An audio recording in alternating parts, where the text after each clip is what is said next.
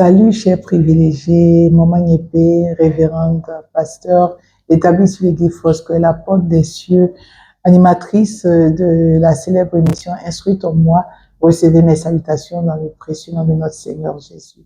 Je viens encore partager une pensée avec vous, celle du travail pour le bonheur conjugal, le travail dans la maison, le travail dans un couple, le travail dans une maison.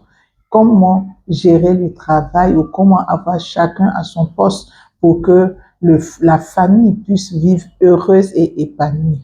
Nous savons que chacun doit être à son poste, chacun a de la valeur et je veux dire à une personne qui, dans la maison, n'est pas maîtresse de maison ou n'est pas le chef de famille, mais qui se retrouve en tant que servante ou homme de maison, ménagère et tout, ne devrait pas se sentir frustré ni blessé par sa position. Le chef également doit savoir comment se tenir vis-à-vis de ses employés et aussi donner à ce que chacun puisse faire comme il se doit ce qu'il a à faire.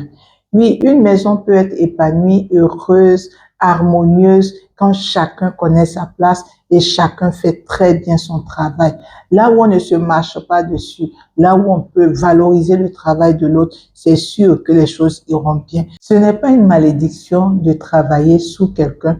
Ce n'est pas une malédiction d'avoir des gens au-dessus de vous en ce qui concerne le travail.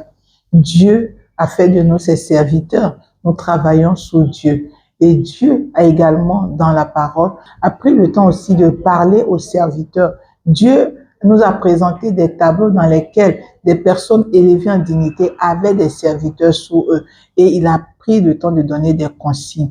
Pour qu'une maison soit harmonieuse et que chacun, faisant son travail, puisse contribuer au bonheur de cette maison, il faut respecter certaines choses. La première chose qu'il faut respecter, c'est d'éviter un amalgame. Il ne faudrait pas que les chefs de la maison mélangent le travail de la servante ou de l'homme de maison avec des sentiments. Ça a créé des problèmes au couple d'Abraham et de Saraï. La Bible nous dit dans le livre de Genèse chapitre 16 que Sarah, étant incapable de donner un enfant à Abraham, a demandé que sa servante puisse entrer dans le lit conjugal. Ça a tout gâté. Il faut éviter de descendre là où vous n'êtes pas positionné. Oui, quand vous êtes élevé, évitez de descendre, faire ce qui ne convient pas avec ceux qui sont sous votre autorité.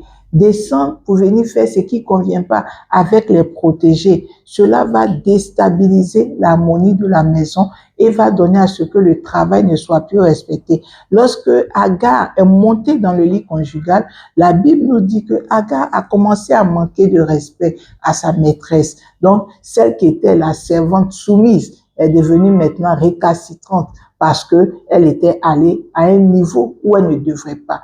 Nous devons veiller à cela. La deuxième chose, il faut comprendre que si vous êtes établi sur des personnes, vous ne devez pas non plus les mépriser. Ne les méprisez pas. Quand le Seigneur parle du travail que nous avons à faire, il demande au maître de ne pas agacer, si je peux utiliser ce mot, mais de ne pas leur donner d'être aigris. Il dit au verset 9 du chapitre 6 d'Éphésiens, « Et vous, maîtres, agissez de même à leur égard et abstenez-vous de menaces, sachant que leur maître et le vôtre est dans les cieux. Et devant lui-même, il n'y a point d'acception de personne. » Il met donc le maître et le serviteur au même niveau du point de vue de la considération que Dieu nous accorde. C'est pourquoi je veux dire à toi qui es établi en position de chef ou en maîtresse de maison, de ne pas mépriser ceux qui sont en dessous, tout simplement parce que c'est toi qui leur donnes le salaire. Non, le Seigneur n'est pas pour cela. Il faut savoir prendre ceux qui sont même les serviteurs à la maison. Il faut savoir leur accorder de la considération, il faut leur accorder de la valeur parce que vous avez le même Père.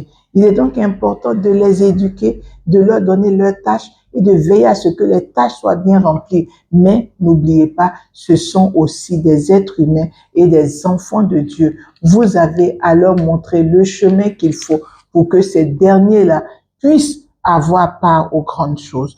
La troisième chose que je peux nommer, c'est que serviteur, vous devez également avoir du respect, avoir de la considération pour ceux qui sont vos maîtres. Oui, cela aussi est mentionné.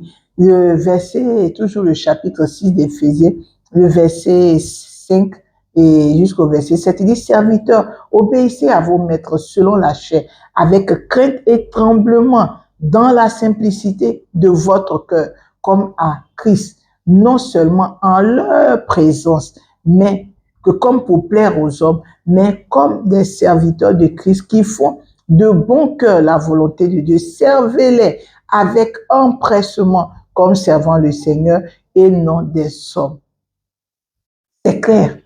Comprenez que vous avez également à avoir une considération pour ces personnes qui sont établies sur vous, les respecter, les honorer et servir avec tremblement de tout votre cœur. Servez bien. Certainement que vous avez été maltraité, que vous arrivez dans des endroits où vous ne servez plus avec le cœur. C'est bon l'argent, mais c'est bien de servir avec le cœur. Et Dieu apprécie ce type de travail. Je ne saurais terminer sans parler au couple, monsieur et madame. Il y a ce que chacun fait pour le bonheur de la famille. Considérez cela, s'il vous plaît. Commencez par apprécier les petites choses que l'autre fait pour vous. Un merci quand on a déposé le repas. J'ai apprécié ce que tu m'as offert comme cadeau. Merci pour la sortie. Ce sont de petites choses qui valorisent le travail de l'autre et qui donnent à l'autre de savoir que vous considérez son travail, vous considérez son apport à votre endroit. Appréciez, félicitez et puis prenez le temps de bien gérer le fruit du travail de l'autre. Oui, quand une s'est donné la pour arranger la maison, balayer, nettoyer, s'il te plaît. Quand tu viens, que tu veux déranger là, pense un peu au fait que c'est le travail de l'autre là que tu es en train de gaspiller comme ça. Quand l'autre s'est donné de la peine pour ne pas dormir, se réveiller à 5 heures du matin pour envoyer l'argent pour la nourriture, surveille pour ne pas que le gaspillage se fasse. Accordons de la considération à la souffrance de l'autre et cela permettra qu'on soit heureux. On peut apprécier le travail de quelqu'un dans sa maison et puis Dieu sera content. Que Dieu vous bénisse et que sa grâce soit sur vos activités, votre travail au nom de Jésus.